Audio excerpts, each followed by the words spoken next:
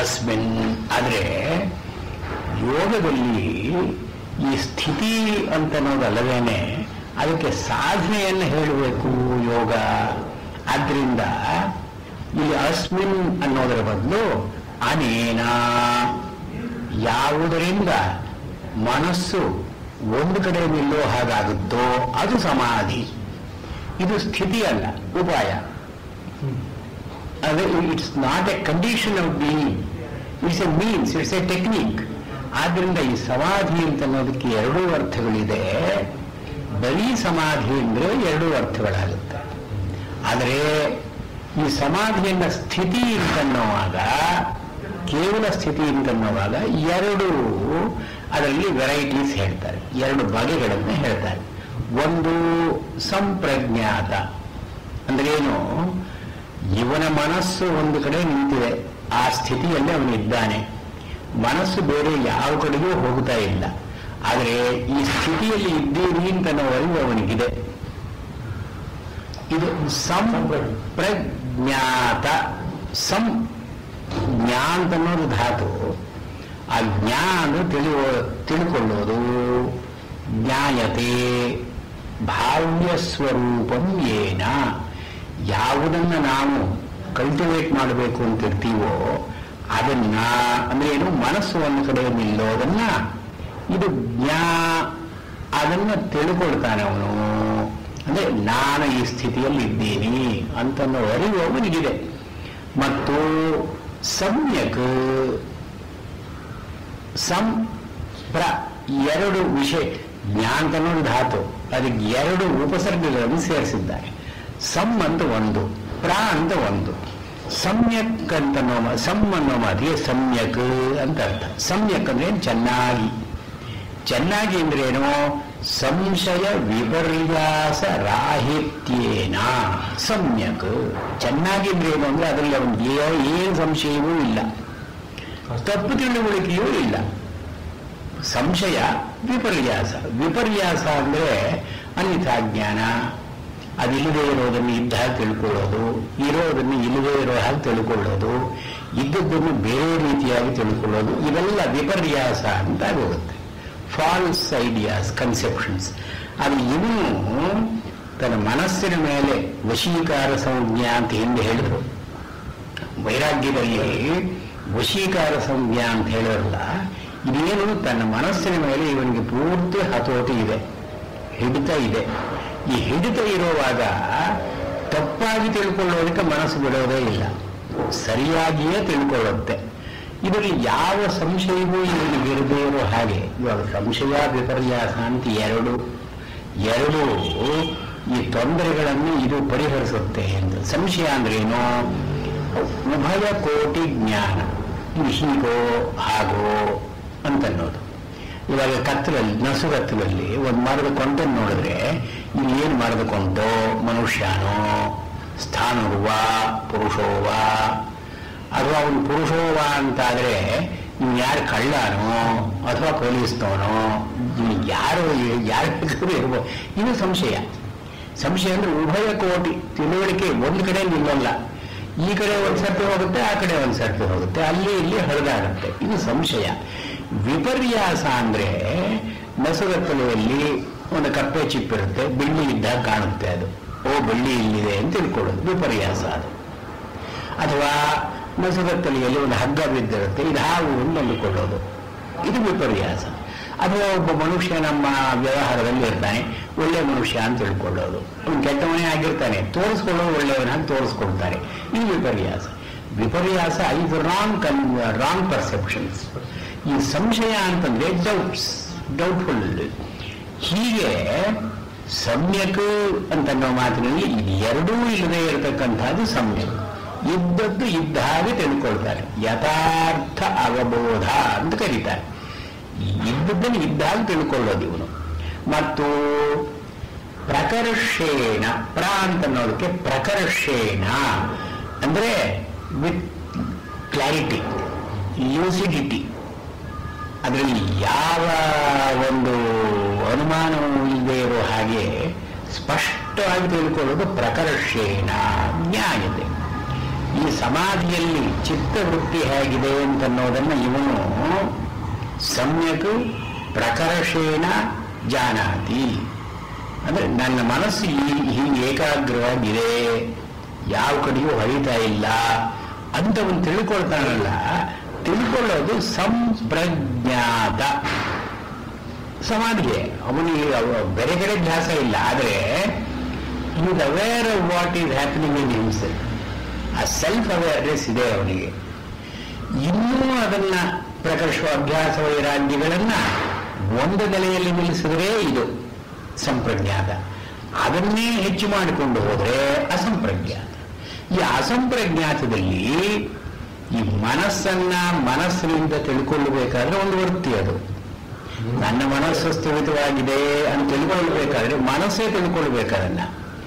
ಅದೇ ಮನಸ್ಸಿನಲ್ಲಿ ಒಂದು ದ್ವೈಧ ಎರಡಾಗುತ್ತೆ. ಅದು ತಿಳ್ಕೊಳ್ಳೋದು ಒಂದು, ತಿಳ್ಕೊಳ್ಳೋದಕ್ಕೆ ಕರ್ಮವಾದದ್ದು ಒಂದು. The object of knowing, the subject of knowing and the process of knowing. ನಾನು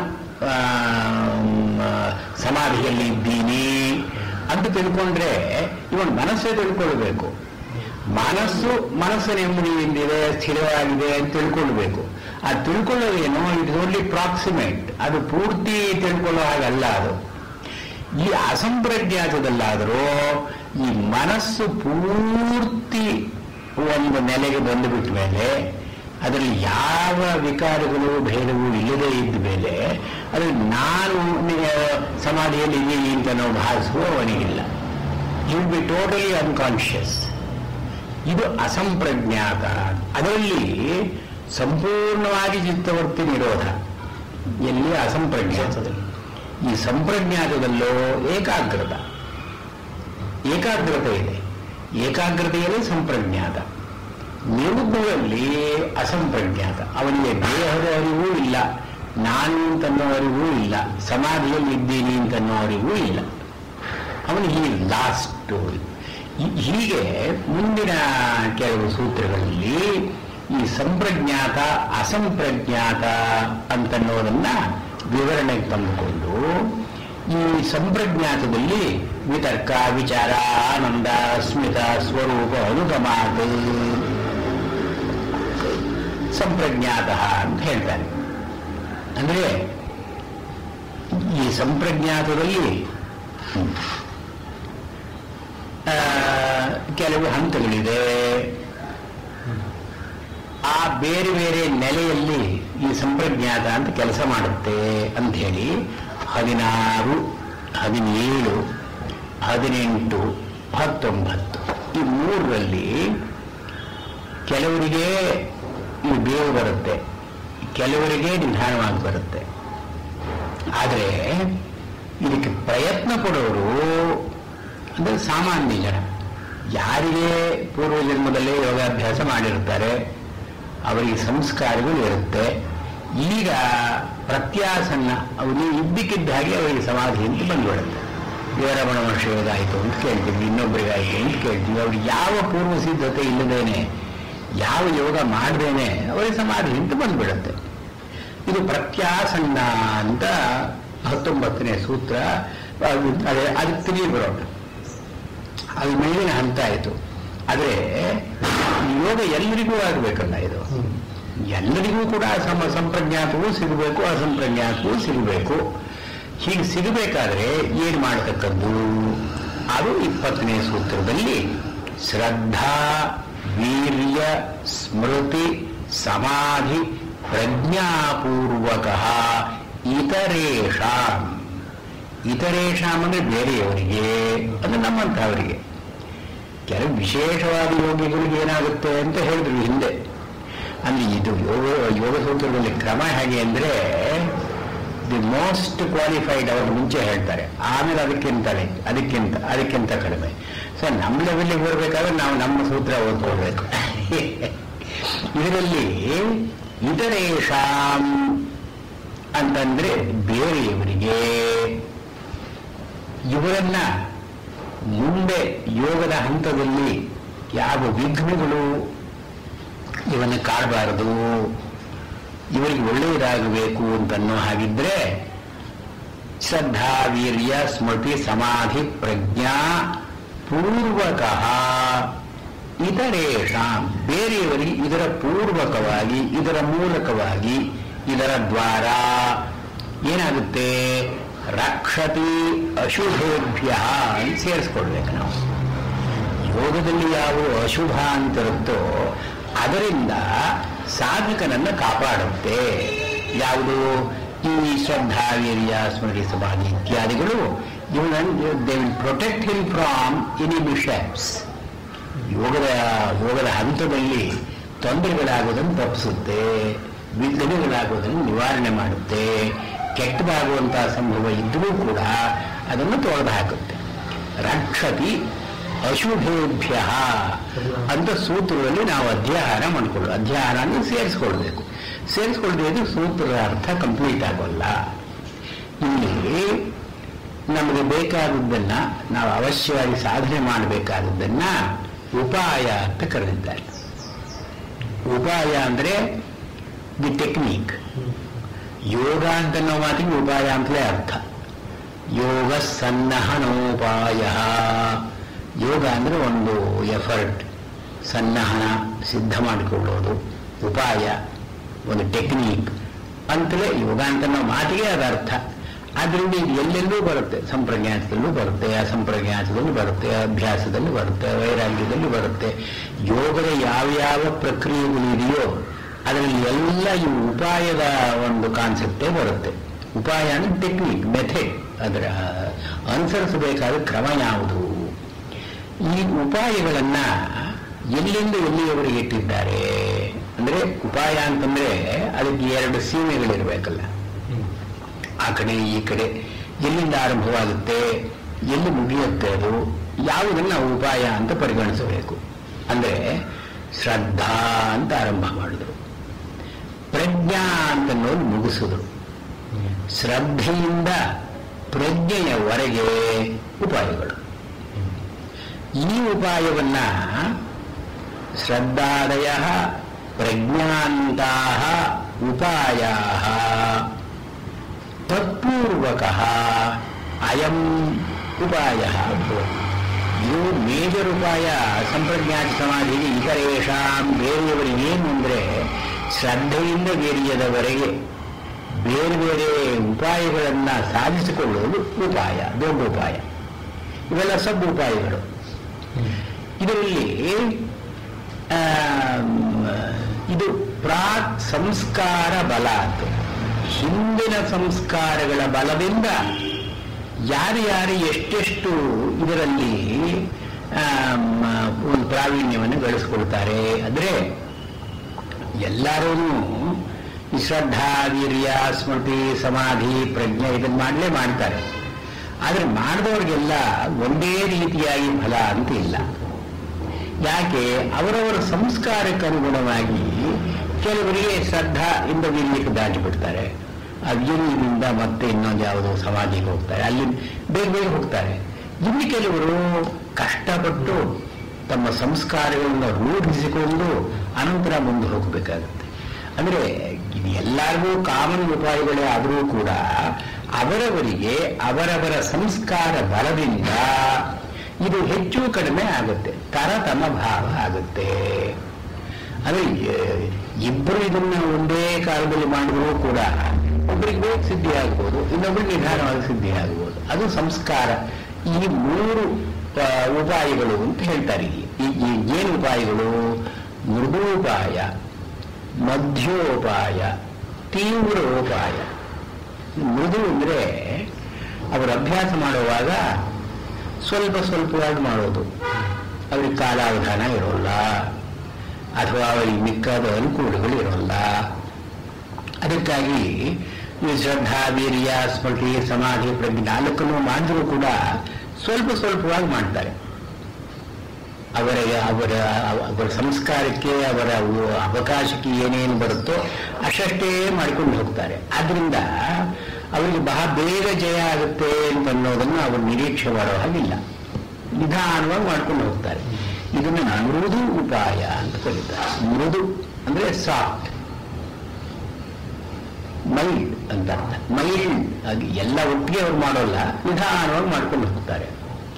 ಇನ್ನು ಕೆಲವರು ಮಧ್ಯೋಪಾಯ, ಅಷ್ಟು ತಡವಾಗಿಯೂ ಮಾಡೋಲ್ಲ, ಅಷ್ಟು ಬೇಗನೆಗೂ ಮಾಡೋಲ್ಲ, ಒಂದು ಮೀಡಿಯಂ.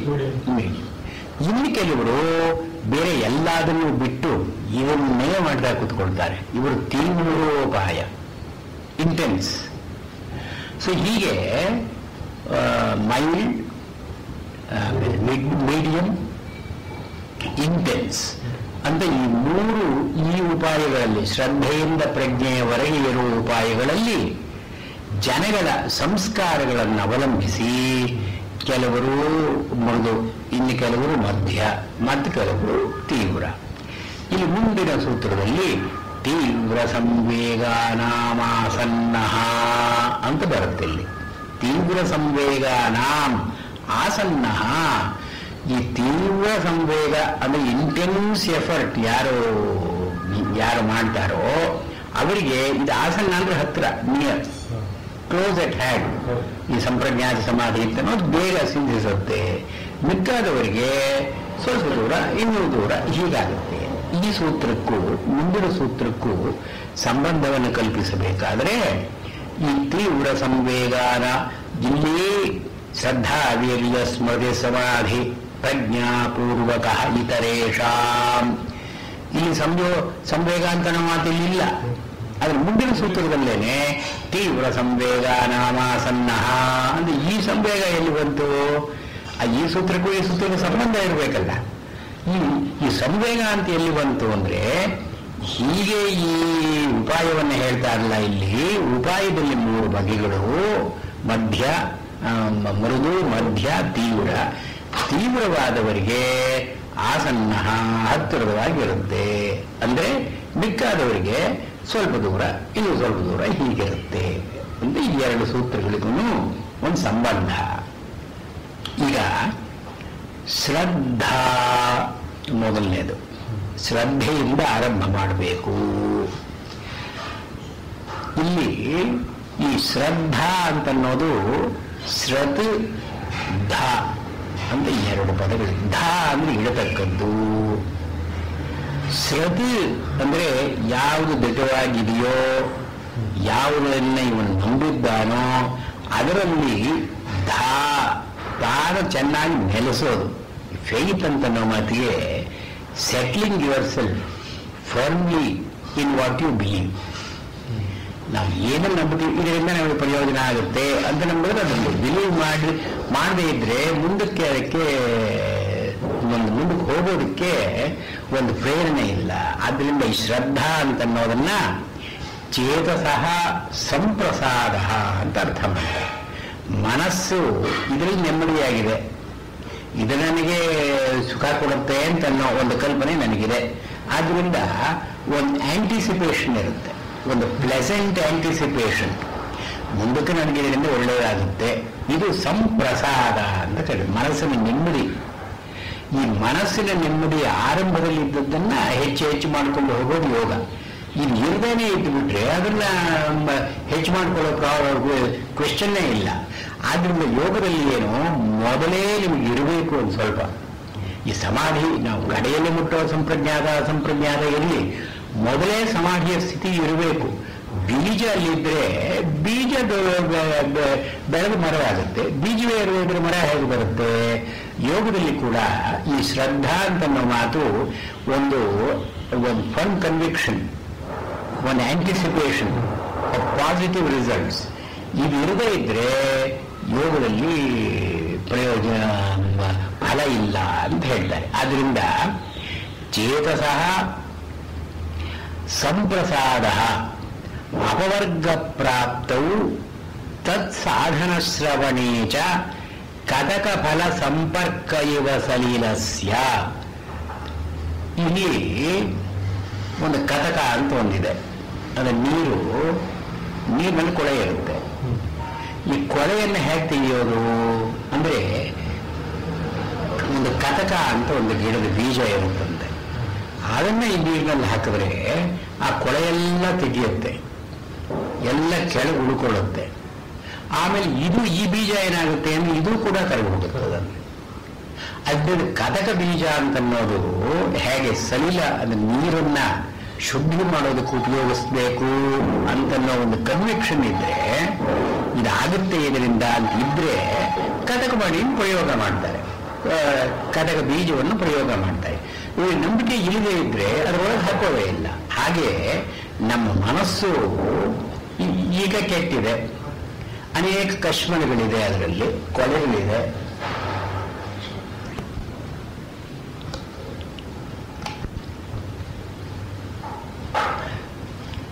ಈ ಕಟಕ ಫಲ, ಈ ಕಟಕ ಬೀಜ ಅಂತನ್ನೋದು ನೀರಿನ ಸಂಪರ್ಕಕ್ಕೆ ಬಂದರೆ ನೀರಿನಲ್ಲಿ ಇರುವ ಕೊಳೆಗಳನ್ನು ತೆಗೆಯೋದು ಸಾಧ್ಯ.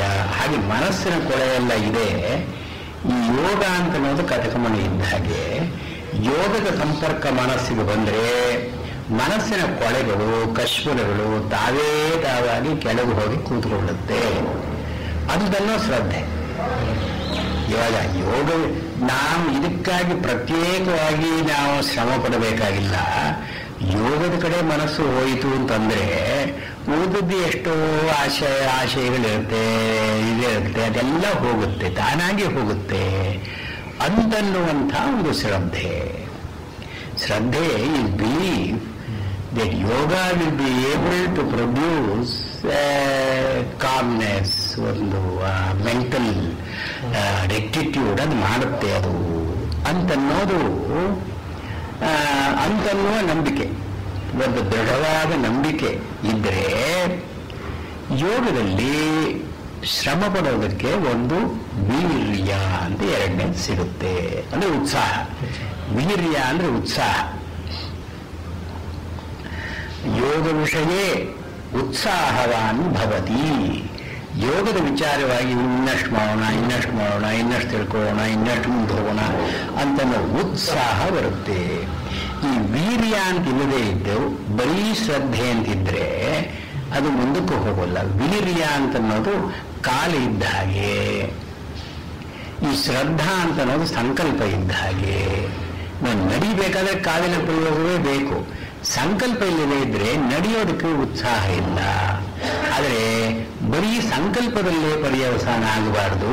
ಆದ್ದರಿಂದ ಶ್ರದ್ಧಾ ವೀರ್ಯೇ, ಶ್ರದ್ಧೆಯು ವೀರ್ಯದಲ್ಲಿ ಪರ್ಯವಸಾನ ಆಗಬೇಕು.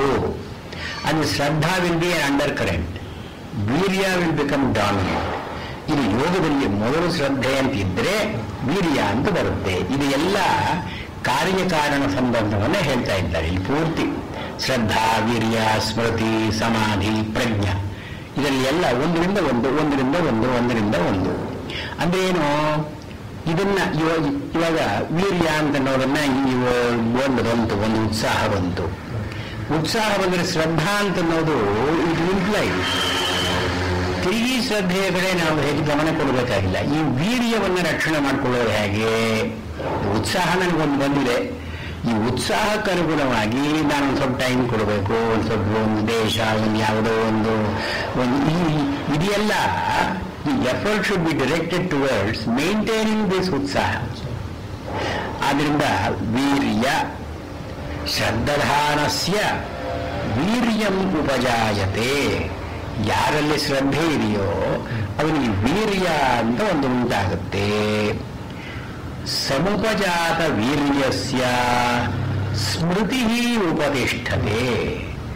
ಯಾರಲ್ಲಿ ಉತ್ಸಾಹ ಅಂತನ್ನೋದು ಇದೆಯೋ ಅವನಿಗೆ ಈ ಸ್ಮೃತಿ ಅಂತನ್ನೋದು ಬರುತ್ತೆ. ಈ ಸ್ಮೃತಿ ಅಂತಂದ್ರೆ ಸಾಮಾನ್ಯವಾಗಿ ನೆನಪು, ರಿಮೆಂಬರೆನ್ಸ್, ಮೆಮೊರಿ ಅಂತ ನಾವು ಅರ್ಥ ಮಾಡ್ತೀವಿ ಈಗ. ಆದರೆ ಯೋಗದಲ್ಲಿ ಸ್ಮೃತಿ ಅಂತನ್ನೋ ಮಾತಿಗೆ ಮನಸ್ಸು ತನ್ನ ಪ್ರವೃತ್ತಿಗಳನ್ನೇ ನೋಡಿಕೊಳ್ಳತಕ್ಕಂಥ ಒಂದು ಸಾಮರ್ಥ್ಯ. ಇಂಗ್ಲಿಷ್ನಲ್ಲಿ ಮೈಂಡ್ಫುಲ್ನೆಸ್ ಅಂತಾರೆ. ಅಂದರೆ ಹೋಗಬೇಕಾದ್ರೆ ನಾನು ಹೋಗ್ತಾ ಇದ್ದೀನಿ ಅಂತ ಗೊತ್ತಿರಬೇಕು, ಮಾತನಾಡುವಾಗ ಏನು ಮಾತನಾಡ್ತಾ ಇದ್ದೀನಿ ಅಂತ ಗೊತ್ತಿರುತ್ತೆ, ಕೂತ್ಕೊಂಡಿರುವಾಗ ಕೂತ್ಕೊಂಡಿದ್ದೀನಿ ಅಂತ ಇರುತ್ತೆ. ಈ ಉಸಿರು ಜೋರಾಗಿ ಆಡ್ತಾ ಇದ್ದಾಗ ಅವು ಜೋರಾಗಿ ಉಸಿರು, ಕಡಿಮೆ ಇದೆಲ್ಲ ಏನೇನು ಮಾಡಿದ್ರು ಕೂಡ he will not do anything without being aware of. Is aware of everything that he does. ಏನೇನು ಮಾಡಿದ್ರು ಅದು ಇದನ್ನ ಸ್ಮೃತಿ ಅಂತ ಕರೀತಾರೆ, ಮೈಂಡ್ಫುಲ್. ಇವನು ಅಯ್ಯೋ ನನಗೆ ಗೊತ್ತಿರದೆ ಮಾಡಿದೆ ಅಂತ ಅನ್ನೋ ಪ್ರಾಬ್ಲಮ್ಮೇ ಇಲ್ಲ ಇವನಿಗೆ. ಏನು ಮಾಡಿದ್ರು ಕೂಡ ಅವನು ಜಾಗರೂಕನಾಗಿ ಮಾಡ್ತಾನೆ. ಆದ್ದರಿಂದ ಈ ಸ್ಮೃತಿ ಅಂತನ್ನೋದು ಧ್ಯಾನಕ್ಕೆ ಒಂದು ಪರ್ಯಾಯವಾದ ಪದ. ಅಂದ್ರೆ ಮನಸ್ಸು ಎಲ್ಲೆಲ್ಲಿ ಹೋಗ್ತಾ ಇದೆ ಅಂತನ್ನೋದ್ರ ಬಗ್ಗೆ ಮನಸ್ಸಿಗೆ ಒಂದು ಗಮನ ಇದೆ. ಇದು ಧ್ಯಾನ. ಒಂದು ಭಾಗ ಮನಸ್ಸು ಇನ್ನು ಮನಸ್ಸಿನ ವಿಕಾರಗಳು ಏನಾಗ್ತಾ ಇದೆ ಅಂತ ನೋಡ್ತಾ ಇರುತ್ತೆ. ಇವಾಗ setting a thief to catch a thief ಅಂತಾರಲ್ಲ, ಹಾಗೆ ಇದು ಮನಸ್ಸಿನ ಒಂದು ಭಾಗ ಮಿಕ್ಕಾದ ಮನಸ್ಸಿನಲ್ಲಿ ಏನಾಗ್ತಾ ಇದೆ ಇದನ್ನು ಧ್ಯಾನ ಅಂತ ಕರೀತಾರೆ. ಹೀಗಾಗಬೇಕಾದ್ರೆ ಅವಿಕ್ಷಿಪ್ತಂ ಚಿತ್ತಂ, ಮನಸ್ಸಿನ ಒಂದು ಭಾಗವಾದರೂ ಕೂಡ ಅಲ್ಲಿ ಇಲ್ಲಿ ಪರವಾಗದೆ ಇರಬೇಕು. ಅವಿಕ್ಷಿಪ್ತಂ ಚಿತ್ತಂ, ಆ ಮಿಕ್ಕಾದ ಭಾಗ ಎಲ್ಲಿ ಬೇಕಾದ್ರೂ ಹೋಗ್ಲಿ, ಅದ್ರ ಒಂದು ಭಾಗ ಇಲ್ಲೇ ಇರಬೇಕು. ಇವರು ಧ್ಯಾನದಲ್ಲಿ ಒಂದು ಆಲೋಚನೆ ಬಂದರೂ ಕೂಡ ಓಹೋ ಈ ಆಲೋಚನೆ ಬಂತು ಅಂತ ಗೊತ್ತಿರಬೇಕು. ಆಲೋಚನೆ ನಿಲ್ಲಿಸೋದು ಸಾಧ್ಯ ಇಲ್ಲ. ಇವಾಗ ಏನು ಹೇಳ್ತಾರೆ ಹಠಯೋಗದಲ್ಲೂ ಬರುತ್ತೆ, ರಾಜಯೋಗದಲ್ಲೂ ಬರುತ್ತೆ, ಬೌದ್ಧ ಇದರ ಧ್ಯಾನಗಳಲ್ಲೂ ಬರುತ್ತೆ. ಇವಾಗ ಯೋಗದ ಮುಖ್ಯ ಉದ್ದೇಶ ಏನು? ಮನಸ್ಸಲ್ಲಿ ಇಲ್ಲಿ ಹರಿದಾಡ್ತಾ ಇರುತ್ತೆ, ಏಕಾಗ್ರತೆ ಇರೋಲ್ಲ, ಅದು 4 ಕಡೆ ಹರಿದಾಡ್ತಾ ಇರುತ್ತೆ. ಅದನ್ನ ಒಂದು ಕಡೆ ನಿಲ್ಲಿಸೋದೇ ಯೋಗ. ಏಕಾಗ್ರ ಅಂತ ಒಂದು ಯೋಗದ ಸ್ಥಿತಿ ಬಂತಲ್ಲ, ಕ್ಷಿಪ್ತವೂ ಅಲ್ಲದೇನೆ, ವಿಕ್ಷಿಪ್ತವೂ ಅಲ್ಲದೇನೆ, ಮೂಢವೂ ಅಲ್ಲದೇ ಇರೋದನ್ನ ಏಕಾಗ್ರ ಅಂತ ಕರಿತೀವಿ ನಾವು. ಹೀಗೆ ಮನಸ್ಸನ್ನು ನಿಲ್ಲಿಸಬೇಕಾದ್ರೆ ಏನು ಮಾಡಬೇಕು? ನಾವು ಬಂದದ್ದನ್ನೆಲ್ಲ ನಾವು ಕಂಟ್ರೋಲ್ ಮಾಡಬೇಕು. ಇದ್ರ ಮೇಲೆ ಬರಬಾರ್ದು, ಇದ್ರ ಮೇಲೆ ಬರಬಾರ್ದು, ಇದ್ರ ಮೇಲೆ ಬರಬಾರ್ದು ಅಂತ ಅದನ್ನು ಬೇಕು, ಅಂದ್ರೆ ರಿಪ್ರೆಸಿಂಗ್. ಆದರೆ ಈ ಮನಸ್ಸಿನ ಜೊತೆ ಜಗಳವಾಡುವಾಗ, ಹೀಗೆ ಒಂದು ಕಾದಾಡುವಾಗ ಯಾವುದನ್ನ ಇದು ಎದುರಿಸೋದಕ್ಕೆ ನಿಂತ್ಕೊಳ್ಳುತ್ತೋ ಅದು ಇವನಿಂದ ಶಕ್ತಿಯನ್ನು ಪಡ್ಕೊಳ್ಳುತ್ತೆ. ಅಂದ್ರೆ ಏನು, ನಾನಿದನ್ನು ಮಾಡಬಾರ್ದು ಅಂತ ಮನಸ್ಸಲ್ಲಿ ಅಂದುಕೊಂಡ್ರೆ ಆ ಮಾಡಬಾರ್ದು ಅಂತ ಅನ್ನೋದಕ್ಕೆ ಇವನ ಅರ್ಧ ಶಕ್ತಿ ಅದಕ್ಕೆ ಹೊಟ್ಟೋಗುತ್ತೆ. ಅವ್ನು ಮಾಡಿಯೇ ಮಾಡ್ತಾನೆ. ಅದು ಮಾಡಬೇಕು ಅಂತ ನಮ್ಮ ಮನಸ್ಸು ಮತ್ತೆ ಮತ್ತೆ ಮತ್ತೆ ಬರುತ್ತೆ. ಆದ್ರಿಂದ ಇದು ಬಲಾಪಹರಣ ಅಂತ. ಇವನು ನೋಡ್ತಾ ಇರೋನು ಸಾಕ್ಷಿಯಾಗಿ ನೋಡ್ತಾ ಇದ್ದಾನೆ, ಹೀಗೆ ಮಾಡಬಾರ್ದು ಅಂತಂದ್ರೆ ಮಾಡಿಯೇ ಮಾಡ್ತಾನೆ ಅವನು. ಅದು ಬಲ ಹೆಚ್ಚುತ್ತೆ. ಆದ್ರಿಂದ ಇದನ್ನು ಇಗ್ನೋರ್ ಮಾಡ್ತಕ್ಕದ್ದು ಉದಾಸೀನ ಭಾವ ಅಂತ. ಔದಾಸೀನ್ಯಂ ಅಂದ್ರೆ ಇದು ಬಂತು ಸುಮ್ಮನೆ ನೋಡ್ತಾ ಇದ್ಬಿಟ್ರೆ ಹೊಟ್ಟೋಗುತ್ತೆ ಅದು. ಇದು ತಟಸ್ಥ ಅಥವಾ ಔದಾಸೀನ್ಯ ಅಂತ ಕರೀತಾರೆ. ಇದು ಸ್ಮೃತಿಯಲ್ಲಿ ಬೇಕಾದದ್ದು ಬರೋದನ್ನೆಲ್ಲ ನೋಡಬೇಕು. ಒಂದಕ್ಕೂ ತನ್ನನ್ನು ತಾನು ಅಂಟಿಸ್ಕೊಂಡು ಹೋಗಬಾರ್ದು, ಅದು ಹೆಚ್ಚಾಗೋದಕ್ಕೂ ಬಿಡಬಾರ್ದು, ಅದನ್ನ ತಡೆಯೋದಕ್ಕೂ ಪ್ರಯತ್ನ ಪಡಬಾರ್ದು. ಇದನ್ನ ಸ್ಮೃತಿ ಅಂತ ಕರೆದು ಇಲ್ಲಿ ಅವಿಕ್ಷಿಪ್ತಂ ಚಿತ್ತಂ, ಈ ಮನಸ್ಸಿಗೆ ಯಾವ ತೊಂದರೆಯೂ ಶ್ರಮವೂ ಆಗದೇ ಇರೋ ಹಾಗೆ ಮನಸ್ಸನ್ನ ಒಂದು ಸಾಕ್ಷಿಯ ಹಾಗೆ ನಿಲ್ಲಿಸಬೇಕು. ಸಾಕ್ಷಿ ಅಂದ್ರೆ ವಿಟ್ನೆಸ್, ಅಂದ್ರೆ ನಾನ್ ಪಾರ್ಟಿಸಿಪೆಂಟ್ ವಿಟ್ನೆಸ್. ಇವನೇನು ಪಾರ್ಟಿಸಿಪೇಟ್ ಮಾಡ್ತಾ ಇಲ್ಲ, ನನ್ನ ಮನಸ್ಸು ನನಗೆ ಬರಬೇಕು ಅಂತ ಹಾಗೆಲ್ಲ, ಓಹೋ ಈ ಯೋಜನೆ ನನಗೆ ಬಂತು, ಇದನ್ನು ಮಾಡಬೇಕು ಅಂತ ಒಂದು ಬಂತು ಅಷ್ಟೇ. ಅಂದ್ರೆ recording what ever thought comes. ಇದನ್ನ ಸ್ಮೃತಿ ಅಂತ ಕರೀತಾರೆ. ಇದು ಯಾವಾಗ ಬರುತ್ತೆ? ವೀರ್ಯ ಇದ್ರೆ ಸ್ಮೃತಿ ಬರುತ್ತೆ, ಆ ವೀರ್ಯ ಇಲ್ಲದೆ ಇದ್ರೆ ಸ್ಮೃತಿ ಅಂತ ಬರೋಲ್ಲ. ಆದ್ದರಿಂದ ಶ್ರದ್ಧೆಯಿಂದ ವೀರ್ಯದಿಂದ ಸ್ಮೃತಿ, ಈ ಸ್ಮೃತಿಯಿಂದ ಸ್ಮೃತ್ಯುಪಸ್ಥಾನೇ ಚ ಚಿತ್ತಂ ಅನಾಕುಲಂ ಸಮಾಧೀಯತೆ. ಆಗ ಮನಸ್ಸು ಒಂದು ಕಡೆ ನಿಲ್ಲೋದಕ್ಕೆ ಅನಾಕುಲಂ, ಯಾವ ಡಿಸ್ಟರ್ಬೆನ್ಸ್ ಇಲ್ಲದೇನೆ ಒಂದು ಕಡೆ ಸುಖವಾಗಿ ಹೋಗಿ ನಿಲ್ಲೋದಕ್ಕೆ ಸಹಾಯವಾಗುತ್ತೆ. ಅದರಿಂದ ಸ್ಮೃತಿ ವಿಲ್ ಲೀಡ್ ಟು ಸಮಾಧಿ. ಈ ಸಮಾಧಿ ಆಗಬೇಕಾದ್ರೆ ಸ್ಮೃತಿ ಇಲ್ಲದೆ ಸಾಧ್ಯ ಇಲ್ಲ. ಸಮಾಹಿತ ಚಿತ್ತಸ್ಯ, ಯಾರ ಮನಸ್ಸು ಹೀಗೆ ಸಮಾಹಿತವಾಗಿದೆಯೋ ಅಂದ್ರೆ ಏನೋ ಸೆಟಲ್ಡ್, ಒಂದು ಕಡೆ ನೆಮ್ಮದಿಯಿಂದ ನಿಂತಿದೆ. ಈ ಸಮಾಹಿತ ಚಿತ್ತಸ್ಯ ಅಂದ್ರೆ ಏನೋ ಅನ್ಡಿಸ್ಟ್ರಾಕ್ಟೆಡ್, ಅನ್ಡಿಸ್ಟರ್ಬ್, ಸೆಲ್ಫ್ ಪೊಸೆಸ್ಡ್, ಸಮಾಹಿತ ಚಿತ್ತಸ್ಯ ಪ್ರಜ್ಞಾ ವಿವೇಕ ಉಪಾವರ್ತದೆ. ಆಗ ಮನಸ್ಸು ವಿಷಯಗಳನ್ನ ಇದ್ದೊಬ್ಬನೇ ಇದ್ದ ಹಾಗೆ ತಿಳ್ಕೊಳ್ತಕ್ಕಂತಹ ಶಕ್ತಿ, ಯಥಾರ್ಥಾವಬೋಧ, ಇದು ಪ್ರಜ್ಞಾ ಅಂತ ಅನಿಸ್ಕೊಳ್ಳುತ್ತೆ. ಪ್ರಕರ್ಷೇಣ ಜ್ಞಾಯತೆ ಇತಿ ಪ್ರಜ್ಞಾ, ಜ್ಞಾನ ತಿಳ್ಕೊಳ್ಳೋದು ಅಂತ ಅರ್ಥ. ಅಲ್ಲಿ ಪ್ರ ಅಂತ ಉಪಸರ್ಗಕ್ಕೆ ಪ್ರಕರ್ಷೇಣ, ಚೆನ್ನಾಗಿ ಅಂದ್ರೆ ಇದ್ದದ್ದನ್ನು ಇದ್ದ ಹಾಗೆ, ಬೇರೆ ಯಾವ ಸಂಶಯ ವಿಪರ್ಯಾಸ ಯಾವುದೂ ಇಲ್ಲದೇನೆ ಇದ್ದದ್ದನ್ನು ಇದ್ದ ಹಾಗೆ ಯಥಾರ್ಥಾವಬೋಧ, ಅದನ್ನು ಮಾಡತಕ್ಕಂಥ ಒಂದು ಶಕ್ತಿ. ಅಂದ್ರೆ ಸಾಮಾನ್ಯವಾಗಿ ನಾವು ಯಾವುದೋ ವಿಷಯವನ್ನು ಇದು ಒಳ್ಳೆಯದು ಇದು ಮಾಡಬೇಕು ಅಂತ ಅಂದುಕೊಂಡಿರ್ತೀವಿ. ಅದರ ಬಗ್ಗೆ ಯೋಚನೆ ಮಾಡಿದಾಗ ಓಹೋ ಇದರ ಸ್ವಭಾವ ಬೇರೆ, ಇದು ಪ್ರಜ್ಞಾ ಇಂದ ಬರತಕ್ಕದ್ದು. ಆದ್ದರಿಂದ ಶ್ರದ್ಧಾದಿಂದ ಆರಂಭ ಮಾಡಿಕೊಂಡು ಪ್ರಜ್ಞೆಯವರೆಗೆ ಒಂದು ಉಪಾಯ ಅಂತ ಹೇಳ್ತಾರೆ. ಏಕೋಪಾಯ, ಇದರಲ್ಲಿ ಒಂದು ಅನುಸ್ಯೂತ, ಒಂದು ಮೊದಲು ಒಂದು ಆಮೇಲೆ, ಒಂದು ಕಾರಣ ಇನ್ನೊಂದು ಕಾರ್ಯ, ಇನ್ನೊಂದು ಒಂದು ಪ್ರಾಗ್ರೂಪ ಇನ್ನೊಂದು ಉತ್ತರ ರೂಪ, ಹೀಗೆ ಇಟ್ಸ್ ಎ ಸೀರೀಸ್. ಶ್ರದ್ಧಾ, ವೀರ್ಯ, ಸ್ಮೃತಿ, ಸಮಾಧಿ, ಪ್ರಜ್ಞೆ, ಇದೆಲ್ಲವೂ ಮಾಡಿದಾಗ ಒಂದು ಉಪಾಯ ಅಂತ ಅನ್ನಿಸ್ಕೊಳ್ಳುತ್ತೆ. ಆದರೆ ಇದು ಅಖಂಡವಾದ ಉಪಾಯ ಅಲ್ಲ. ಅಖಂಡ ಅಂದರೆ ಏನು? ಅನ್ಬ್ರೋಕನ್, ಅಂದ್ರೆ ವಿಥೌಟ್ ಸ್ಟೆಪ್ಸ್, ವಿಥೌಟ್ ಸ್ಟೇಜಸ್ ಅಲ್ಲ ಇದು. ಇದರಲ್ಲಿ ಸೆವೆರಲ್ ಸ್ಟೇಜಸ್ ಆಗಿದೆ. ಶ್ರದ್ಧಾ ಅಂತ ಅನ್ನೋದೇ ಒಂದು, ವೀರ್ಯ ಅಂತ ಅನ್ನೋದು ಒಂದು, ಆಮೇಲೆ ಸ್ಮೃತಿ ಅಂತ ಅನ್ನೋದು ಒಂದು, ಸಮಾಧಿ ಅಂತ ಅನ್ನೋದು ಒಂದು, ಪ್ರಜ್ಞಾ ಅಂತ ಅನ್ನೋದು ಒಂದು. ಇದು ಒಂದೊಂದು ಕೂಡ ಉಪಾಯಗಳೇ. ಇಷ್ಟು ಉಪಾಯಗಳು ಸೇರಿ ಒಂದು ಉಪಾಯ ಅಂತಾಯಿತು. ಹೇಗೆ ಶರ್ಕರ ಇವ, ಶರ್ಕರ ಖಂಡ ಇವ ಸಕ್ಕರೆ, ಕಲ್ಲು ಸಕ್ಕರೆ ತರ್ತೀವಿ. ಕಲ್ಲು ಸಕ್ಕರೆಯಲ್ಲಿ ಅನೇಕ ಹರಳುಗಳಿರುತ್ತೆ. ಈ ಒಂದೊಂದು ಹರಳು ಕಲ್ಲು ಸಕ್ಕರೆಯೇ, ಆ ಸಿಹಿನೇ. ಈ ಎಲ್ಲ ಹರಳುಗಳು ಸೇರಿ ಒಂದು ಕಲ್ಲು ಸಕ್ಕರೆ ಅಂತ ಅಂತೀವಿ. ಹಾಗೆ ಇಲ್ಲಿ ಒಂದೊಂದರಲ್ಲೂ ಯೋಗವೇ. ಶ್ರದ್ಧಾ, ವೀರ್ಯ, ಸ್ಮೃತಿ, ಸಮಾಧಿ, ಪ್ರಜ್ಞಾ, ಒಂದೊಂದರಲ್ಲೂ ಯೋಗವೇ. ಆದ್ದರಿಂದ ಒಂದೊಂದು ಉಪಾಯವೇ. ಈ ಉಪಾಯಗಳು ಸೇರಿ ಒಂದು ಉಪಾಯ. ಈ ಒಂದು ಉಪಾಯವನ್ನ ಆದ್ರಿಂದಲೇ ಇಲ್ಲಿ ಪೂರ್ವಕಃ ಅತಿ ಏಕವಚನ ಹೇಳಿ, ಇದನ್ನು ಮುಂದೆ ಮಾಡಿಕೊಂಡು ಮಿಕ್ಕಾದವರು ಅಂದರೆ ಸಾಮಾನ್ಯ ಜನ ಸಂಪ್ರಜ್ಞಾತ ಸಮಾಧಿಗೆ ಶ್ರಮಿಸಬಹುದು. ಈ ಉಪಾಯ, ದೊಡ್ಡ ಉಪಾಯದಲ್ಲಿ ಇವರು ಯಾರ್ಯಾರು ಏನೇನನ್ನ ಮಾಡಿಕೊಳ್ತಾರೆ ಅಂತನ್ನೋದು ಮೂರು ವಿಭಾಗವನ್ನು ಮಾಡಿ ಮೃದು ಉಪಾಯ, ಮಧ್ಯ ಉಪಾಯ, ತೀವ್ರ ಉಪಾಯ ಅಂತ ಮಾಡ್ತಾರೆ. ಈ ಮೃದು, ಮಧ್ಯ, ತೀವ್ರ ಅಂತನ್ನೋದ್ರಲ್ಲಿ ಈ ಸಬ್ ಉಪಾಯಗಳಿದೆಯಲ್ಲ, ಇದು ಉಪ ಉಪಾಯಗಳು, ಇದನ್ನು ಸೇರಿಸಿ ಯಾರು ಶ್ರದ್ಧಾ, ವೀರ್ಯ ಎರಡನ್ನೇ ಮಾಡ್ತಾರೋ ಅವರು ಒಂದು ಗ್ರೂಪಿ.